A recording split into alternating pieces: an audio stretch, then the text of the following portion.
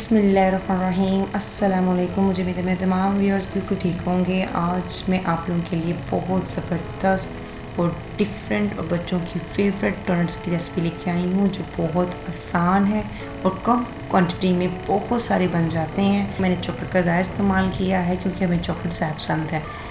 ये इतने सॉफ्ट बने थे, बहुत ज़बरदस्त तैयार हुए थे कि जब हम इसको इकट्ठा करके छोड़ देते थे तो वो अपनी शक्ल में आ जाती। फिर ये ज़बरदस्त रेसिपी स्टार्ट करने के लिए सबसे पहले एक बाउल में 3 कप मैदा छान लेंगे।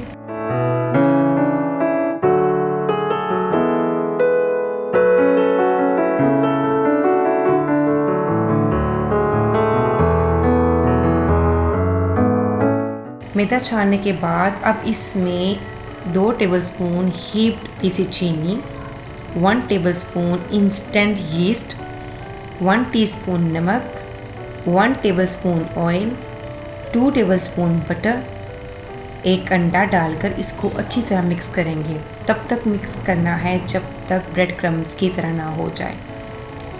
जब इस तरह हो जाए तो इसको नीम गर्म पानी से गूंद लेंगे। डो को नरम रखना है, गूंदते हुए हाथ पर चिपकेगा, लेकिन 5 से 6 मिनट गूंदने के बाद ये सेट हो जाएगा। जब ये गूंद जाए तो इसको इकट्ठा करके पेड़े की शक्ल में बाउल में रखकर हल्का सा ऊपर से ऑयल लगा देंगे, ताकि इसके ऊपर वाली जो लेयर है वो हार्ड ना हो जाए, ड्राई ना हो जाए। 30 मिनट के लिए कवर करके रख देंगे। 30 मिनट के बाद ये देखें कि डो डबल हो गई है। अब इसको इस तरह उंगली से पुट डाउन करेंगे ताकि हवा निकल जाए। अब डो को इकट्ठा करके बाउल से निकाल लेंगे। मैंने थोड़ा सा मैदा अपने हाथों पे लगा लिया था ताकि हाथों के साथ चिपके नहीं।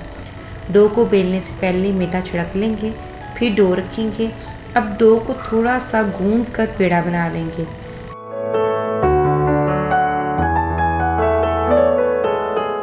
माशाल्लाह ये इतनी सॉफ्ट है। डो सॉफ्ट गूंदी जाएगी तो आपके जो डोनट्स हैं वो सॉफ्ट होंगे।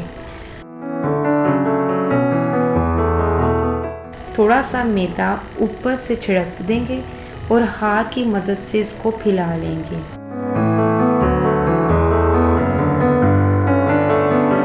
फिर रोलर पिन से बेल लेंगे। तकरीबन इसकी मोटाई आधा इंच होनी चाहिए। बेलने के बाद आप किसी भी जार का ढक्कन लेकर इसकी कटिंग कर सकते हैं या आप कटर भी यूज़ कर सकते हैं।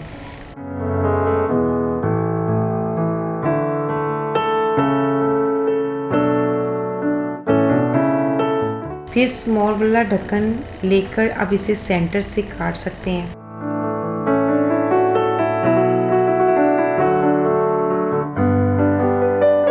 अब बाकी डो को जो एक्स्ट्रा है उसको उठा लेंगे। फिर सेंटर से भी उठा लेंगे। इस तरह ये डोनट की शेप तैयार हो जाएगी। अब आपने बटर पेपर काट लेना है और इसको ट्रे पे बिछा लेना है। अब डोनट्स को बटर पेपर पर रखना है। ये बहुत सॉफ्ट है, बड़े एहतियात से करना है। इस तरह सारे डोनट्स बटर पेपर के ऊपर रख देंगे। इनको थोड़े थोड़े गैप पर रखना है क्योंकि इन्होंने राइज होना है तो ये जगह लेंगे। अगर आप साथ साथ जोड़ के रख देंगे तो ये एक दूसरे के साथ चिपक जाएंगे। फिर इसको 15 से 20 मिनट के लिए कवर करके छोड़ दें। 30 मिनट के बाद ये देखिए राइस हो चुके हैं। अब एक पैन में ऑयल डालकर गर्म कर लेंगे। ऑयल चेक करने के लिए छोटा सा डो का पीस डालेंगे। जब ये ऊपर आ जाए तो इट्स मीन ऑयल गर्म हो चुका है। अब एक डोनट्स को बटर पेपर के साथ उठाकर बड़ी एहतियात के साथ ऑयल में डाल देंगे। फ्लेम को आपने मीडियम ही रखना है। जब ये कुक हो जाएगा तो बटर पेपर अलग हो जाएगा।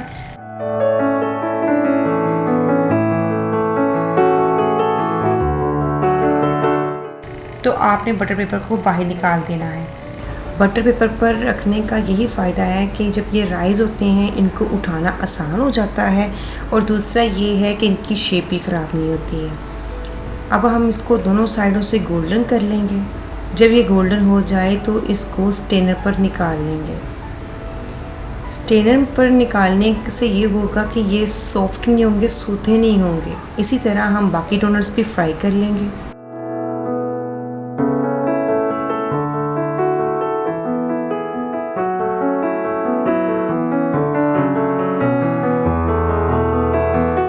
फ्राई करने के बाद अब इसको हम ठंडा कर लेंगे। अब एक बाउल में मिल्क चॉकलेट, डेयरी मिल्क, कोई सी भी चॉकलेट लेकर उसको ओवन में 1 से 2 मिनट के लिए गर्म करके अच्छी तरह मिक्स कर लें ताकि ये मेल्ट हो जाए। अब मैं आपको यहाँ पे डिफरेंट आइडियाज़ दूँगी कि आप डोनट्स को किस तरह से गार्निश डेकोरेट कर सकते हैं। फिर आपकी अपनी चॉइस है, आप किस तरह उनको डेकोरेट या गार्निश करना चाहेंगे। यहाँ पे मैंने एक डोनट लेकर चॉकलेट में डिप कर दिया है। डिप करने के बाद इस पर स्प्रिंकल डाल दिए हैं। दूसरा डोनट्स लेकर चॉकलेट में डिप करके इस पर चॉकलेट चिप्स से गार्निश कर दिया है। तीसरा डोनट्स लेकर चॉकलेट में डिप करके इस पर वेफर्स रख दिए हैं, या आप किट कैट का एक बार भी रख सकते हैं। अब एक बाउल में 2 से 3 टेबलस्पून कैस्टर शुगर लेकर इसमें चंद ड्रॉप रेड फूड कलर के डालकर 1 टेबलस्पून दूध डालकर अच्छी तरह मिक्स करें ताकि गाढ़ा सा पेस्ट बन जाए। अब इस पेस्ट को प्लेट में डाल लें और एक डोनट लेकर इसमें डिप कर लें। इस तरह आप अपनी चॉइस के अकॉर्डिंग इस तरह डिफरेंट डोनट्स तैयार कर सकते हैं। इस तरह ये डोनट्स सारे तैयार हो चुके हैं। इसमें मैंने एक जैम वाला भी तैयार किया है। जैम को गर्म करके डोनट को डिप कर लिया था और बहुत ज़बरदस्त ये तैयार हो गया था और टेस्ट में भी बहुत ज़बरदस्त था। अगर आपको ये मेरी रेसिपी पसंद आई है तो प्लीज़ लाइक, शेयर और सब्सक्राइब ज़रूर करें। अगर आपको इसकी लुक अच्छी लगी है तो कमेंट्स करना मत भूलिएगा। अपना ख्याल रखें, हमेशा दुआ में याद रखिएगा। अल्लाह हाफिज़।